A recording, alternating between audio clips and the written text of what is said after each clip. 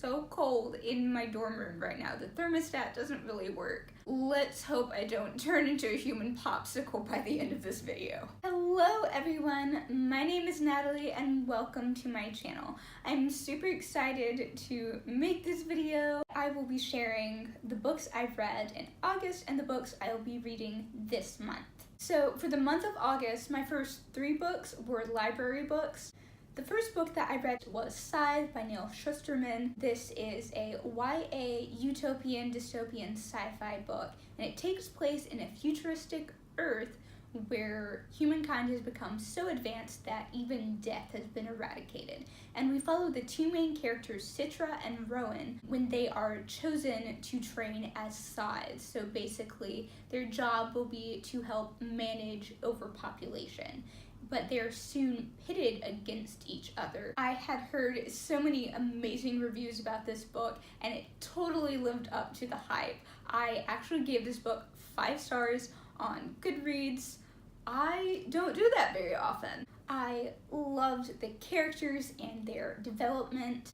I really love Neil Shusterman's writing style, and I love the concepts and issues he chooses to really grapple with in his books. If you're interested in seeing my full thoughts on it, I'm actually planning on doing a full review on it. It should be up next Wednesday. The second book I read in August was Blood Red Road by Moira Young.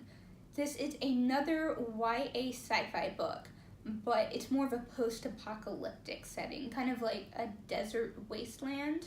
The main character, Saba, has to go out and rescue her twin brother, Lou, who has been kidnapped.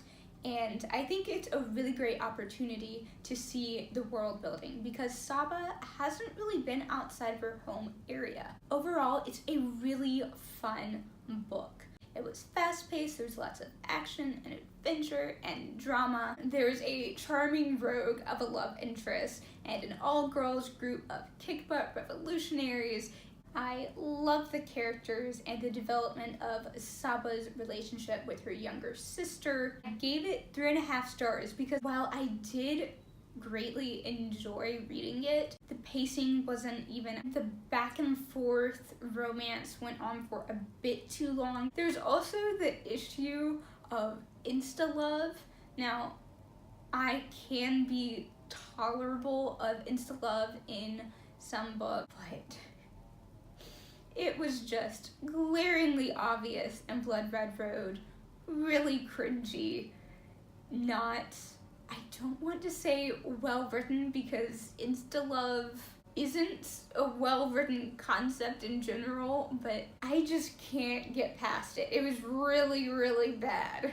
The third book I read, and the last of these library books, was My Cousin Rachel by Daphne du Maurier. Now, this book has been on my TBR for a long time. I've been really wanting to read some Daphne du Maurier because I love gothic fiction. I finally picked it up at my library when I was just browsing, and I loved it. Unfortunately, it was a DNF for me because I had to return it right before I went to college.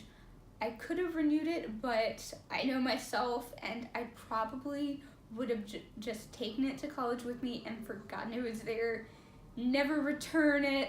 What I did get to read, I loved immensely, and I'm hoping to maybe revisit it. The last book that I read in August was Wuthering Heights by Emily Bronte. This is another book that I've been sitting on my TBR for a while. I think it's been 1.5 years, 2 years. I had originally planned on reading Gone with the Wind, but I decided I've already read that book, I should give something new a try. I tried a chapter and got sucked in immediately. There is a lot of drama and angst, lots of emotions and family drama. I will say that if you want likable, relatable characters in your books, this isn't for you, because Kathy and Heathcliff are highly unlikable. They are horrible people. They treat everyone around them like crap, and they have this really twisted view of love. I wouldn't say that this is a romance book, by any means. It is mainly a story of family destruction and a quest for revenge. It's more of a tragedy, really, than anything else. It was really interesting and compelling to read, and it's a lot different from the other classics that I've read. Now, there were 2 books that I didn't get around to in the month of August. The first being Gone with the Wind by Margaret Mitchell. This is one of my all-time favorites, just in general, not even out of the classics. Like I just said, I opted in favor of Wuthering Heights, so I didn't get to read it. The second book was Matilda by Roald Dahl. This is one of my childhood favorites. I'm really looking forward to getting to finally reread it after so many years. Wuthering Heights just took a really long time to read because I started it just as I was having to pack and move back into college.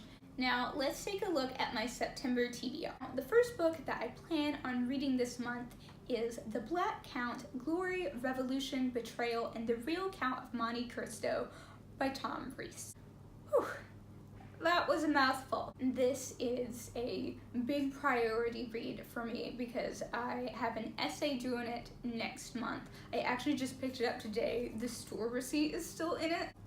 This is a biography on General Alexander Dumas, and that name might sound familiar. He is the father of the very famous author, also named Alexander Dumas. And obviously, the title is suggesting he's the inspiration for Dumas' book, The Count of Monte Cristo. The last book I had to read for a history class wasn't very interesting, so I'm hoping that this one isn't as dry and dull.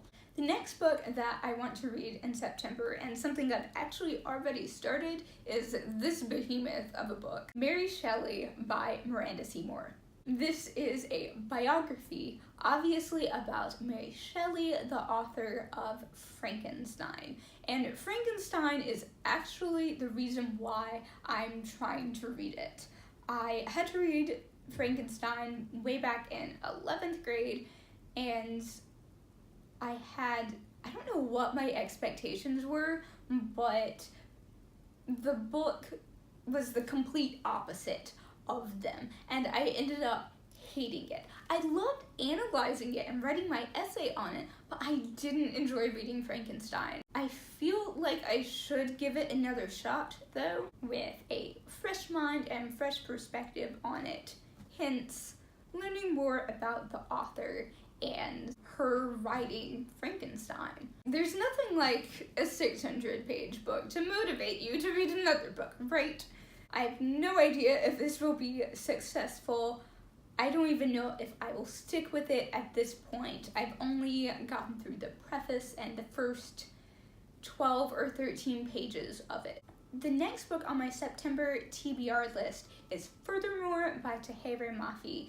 I am planning on reading this if the Mary Shelley biography doesn't pan out, but hopefully I can still get to it even if I do continue reading Mary Shelley. I've heard so many glowing reviews on this book.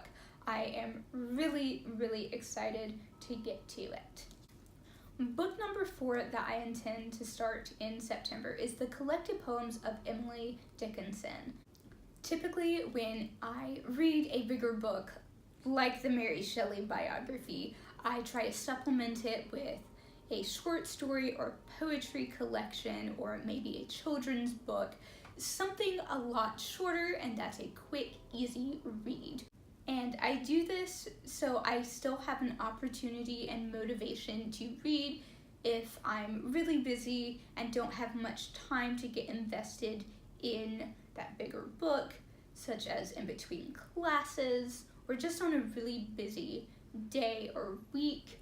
I can also take a bit of a break from that bigger book if I need it and still be productive in my reading and enjoying it. Specifically with the Emily Dickinson collection, it's an opportunity to read more poetry because I I have a fair amount of poetry books at home, but I've realized I have sorely neglected my collection. So this is also a way to make progress on it. Now, the last book on my TBR is not very interesting to look at. It is The Showing Forth of Christ by John Donne. I love John Donne's poetry. This is actually a collection of his sermons because he was also a priest. I actually picked this up at the used book sale my campus library hosts every month. It was on one of the big outside tables, and I was just browsing, not looking for anything in particular. I was just about to go to the inside portion of the sale when I thought I caught a glimpse of John Donne's name. And since I loved his poetry so much, I told myself, I've got to have that book. But I didn't know if I actually saw it or not, so I spent like the next 15 minutes searching through that section of books. And it happened to be the theology section, and I go to a private Baptist college, so there were a lot of books in that section. I was just about to give up my search when I found it. I don't think I'll be able to get to this book, but I do want to read it later this year. Okay, I think that's all the books I wanted to cover. Thank you so much for watching this video. I really appreciate it.